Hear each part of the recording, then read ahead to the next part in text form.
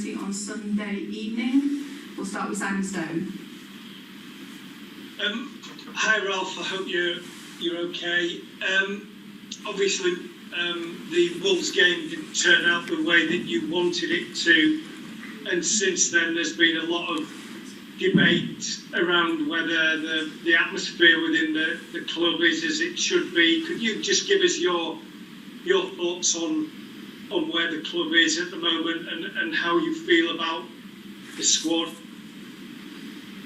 Well, I can only tell you about the squad, obviously. I don't know about the atmosphere inside the club. I can only speak about the players, the locker room, the coaching staff. Obviously, everybody was very disappointed after the game, not only about the result, but also about the performance, especially in the first half. Yes, and now we have 4 days of training, yesterday, today, tomorrow, and the day after tomorrow, before the Aston Villa game. And my job, our job is to make sure that we show a different performance on Monday against Aston Villa. Do you feel as though the players are behind you and the new coaches? I mean, it has been a big change. It's a new coaching team. Do you feel that the players are listening to you and are buying into your ideas? They're at least trying. I'm sure that they are listening.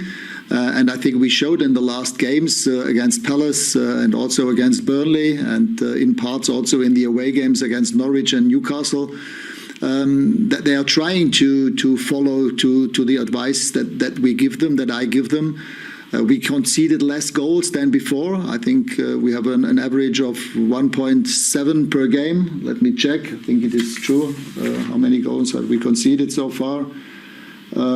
Yeah, it's 0.6 in those 6 games. But yes, still, it's about balance. We need to find the best possible balance between offense and defense. And this is we still have something to do and to get better on. Simon Peach. Hi Ralph. I was just wondering how the group, I guess yourself and the coach staff, have reacted to the loss, and did it make you understand just how much a result can be amplified at arguably the biggest club in the world? Well, yes. I mean, as I said, all the players were disappointed, frustrated, like myself, like the coaching staff, because especially in the first half, we didn't get hold of the build-up game of Wolves. Again, second half was better, but yeah, we just didn't score. We didn't score the first goal, but conceded it 10 minutes from time. And as I said, it's a question of balance of offense and defense. I think offensively, we have quality, we can show the quality, but at the same time, we need to find the best possible balance, offense and defense. Continuing that theme, there's a lot of talk, and there has been before your arrival, about the midfield. I was just wondering what you thought of the options at your disposal there, and whether, having looked at it, you think there's a profile of player that is missing. Well, it doesn't help if there is a profile missing. We need to and want to work with the players that we have, and we showed that we are able to keep clean sheets with this group of players. But as I said, at the same time, it's also about what are we doing with the ball and without the ball. Again, we had too many giveaways, too many turnovers in that game, and this is also an issue that we spoke about with the team, that we shouldn't make it too easy to the other team to get in possession of the ball, especially when once we have the ball, it's also about responsible decision-making, making the right decision at the right moment. Alan Myers. Yes, hi Ralph. Do you think there's a lot of talk this week about the dressing room being unsettled? Do you think there's a problem at Manchester United regardless of who the coach is, and that needs to be sorted out first? Well, I mean, this is not only an issue with a club like Manchester United. When you have a big squad, and we have a big squad, and we have, at least in the last 2 games, we had most of those players available. Yes, we had an issue with 3 centre-backs missing out against Wolves, but in general, we had most of the players available, apart from Paul Pogba. And if you have that many players and only 10 field players can play, and 3 being substituted, then of course you have quite a number of players, in our case 12, 13, 14 players who don't even play or not even being in the squad. And that those players are not happy about that situation is obvious, is clear. So I think in total we have a big squad. I tend to explain to players every 2-3 weeks why they are not playing, but obviously I cannot do that in every game. And that is an issue in our team as well as in other clubs. Michael Gray. Hi, Ralf. Ralf, do you think the players not knowing your future is having an effect on the performances? I mean, we have players with contracts expiring in the summer.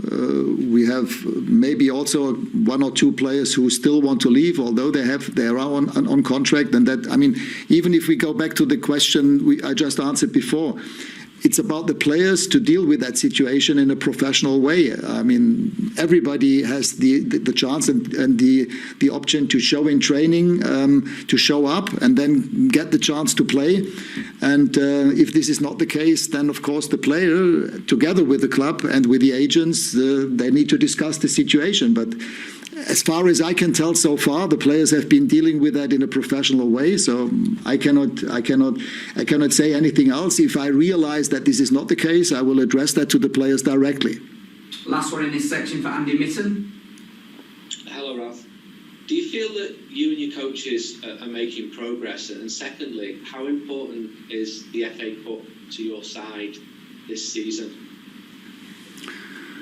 I mean, yes, we have made some progress, but obviously the game against Wolves was again a step back. It was maybe even a relapse to habits that the team has shown in the past.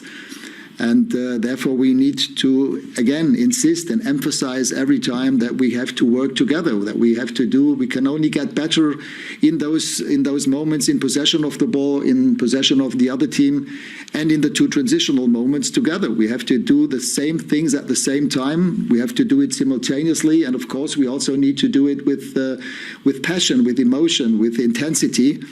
And this was the problem against Wolves, especially in the first half, where we were only escorting them. I mean, if we look at it clearly, it was only David De Gea who objected to them going easily to our goal. David was the one who kept us in the game in the first half. In the second half, it was better when we changed formation to a back 3. But again, it's about finding a sustainable balance for the future, and this can only be done together.